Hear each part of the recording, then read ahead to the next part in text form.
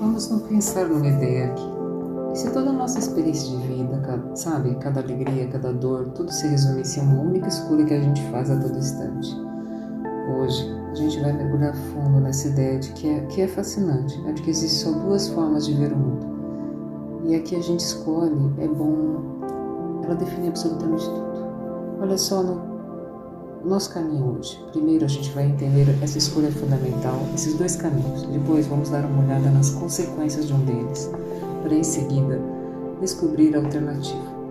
E por fim, a gente vai ver qual a ferramenta que nos ajuda a fazer essa troca e o que acontece quando a gente faz. Então vamos lá. A ideia central aqui é bem usada. Toda a nossa experiência, sem exceção, nasce de uma decisão. O foco não é bem no que acontece com a gente, mas em qual lente a gente usa para enxergar o que acontece. E essa escolha toda, no fundo, se resume a uma pergunta que pode soar meio estranha. Quem é a minha fonte? A palavra aqui é uma metáfora para a nossa origem, sabe? A gente acredita que veio de um lugar de medo, de separação ou de um lugar de amor e unidade. A resposta que a gente dá para isso, mesmo sem perceber, é o que pinta o nosso mundo inteiro. E aqui o conflito fica muito, muito claro. De um lado está o sistema do ego. Ele funciona como base na separação do medo de projetar a culpa dos outros. Do outro, o sistema de Deus, que é tudo sobre unidade, amor e estender, sabe? Compartilhar em vez de atacar, e não é meio termo. São mundos que não se misturam. Então vamos alinhar uma coisa super importante. O que é o ego nesse contexto? Não o ego da psicologia que a gente ouve falar. Aqui o ego é a crença de que a gente se criou, de que somos separados da nossa fonte. A ideia de ser o próprio pai, de não depender de nada nem ninguém, ok? Mas se a gente escolhe o ego como a nossa fonte, que tipo de mundo essa escolha cria? A descrição que a fonte dá é bem direta. Vamos dizer assim, a fonte usa uma expressão bem forte, o Deus da doença. É um jeito de personificar o pensamento do ego, a lógica é meio assustadora. Para a crença da separação continuar viva, ela precisa que a gente acredite em doença, em sacrifício, em dor. Porque a alegria e a saúde são uma ameaça para ela. Esses aqui são os sintomas de se viver nesse reino, os companheiros sombrios que seguem essa escolha. Depressão, medo, mágoas, a ideia de que nada disso é aleatório. São consequências diretas de negar quem a gente realmente é para servir essa crença na separação. Essa citação é bem impactante, né?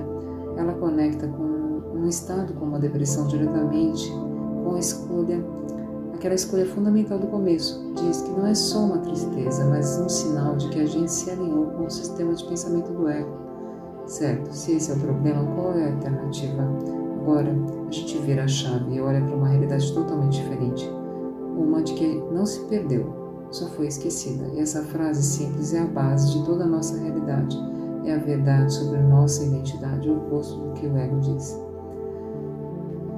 A lógica é direta. Se a gente é como o amor que nos criou, então não podemos ser o medo ou a raiva que o ego tenta nos vender. Lembra dos companheiros sombrios do ego? Pois é, aqui o cenário é o oposto. Unidade, não separação, alegria, não depressão, paz, não conflito. Esse seria o nosso estado natural que fica escondido, mas nunca é destruído pela escolha do ego. Essa citação reforça a ideia central de unidade e separação é a grande ilusão. Quando a gente olha além da base do ego, que é a nossa vontade de ser separado, a gente encontra a nossa identidade real, compartilhada, nosso eu, um só. Então tá. Temos dois sistemas opostos, um de dor e outro de paz. Mas como a gente passa de um para o outro na prática, existe uma ferramenta bem específica para isso. E a chave é o perdão. Mas atenção, perdão aqui não é sobre perdoar pecados, é uma função. É um mecanismo que a gente usa para soltar as mágoas, as percepções erradas do ego e assim conseguir ver a luz que está lá o tempo todo. O processo é bem claro aqui. Olha só, tudo começa com uma mágoa, uma queixa. Essa mágoa funciona como uma nuvem, escondendo a luz dentro da gente. O perdão é o ato de decidir soltar essa nuvem. Não para fazer um favor para o outro, mas para limpar a nossa própria visão. E essa ideia amarra tudo. As mágoas não são justificadas, elas são um bloqueio que a gente mesmo coloca na frente da nossa paz. É uma escolha de ficar no escuro, certo? E o que acontece quando a gente escolhe o perdão em vez da mágoa? De novo e de novo. Qual o resultado final disso tudo? A fonte simplifica toda a jornada nesse contraste poderoso. O problema não importa. A cara que ele tem é sempre uma mágoa. E a solução sempre é o que ela chama de milagre. É assim como o perdão milagre, que não é um evento sobrenatural. Nada disso. É uma mudança de percepção. É o momento que a gente solta a mágoa no lugar dela, aceita a solução de que está ali, que já estava ali, só esperando a gente olhar.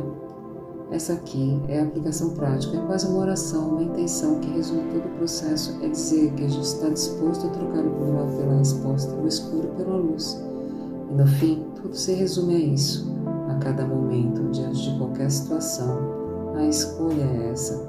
A gente quer se apegar à mágoa, ao problema, ou a gente está disposto a soltar isso e receber a resposta que já está disponível? A escolha, como sempre, é nossa.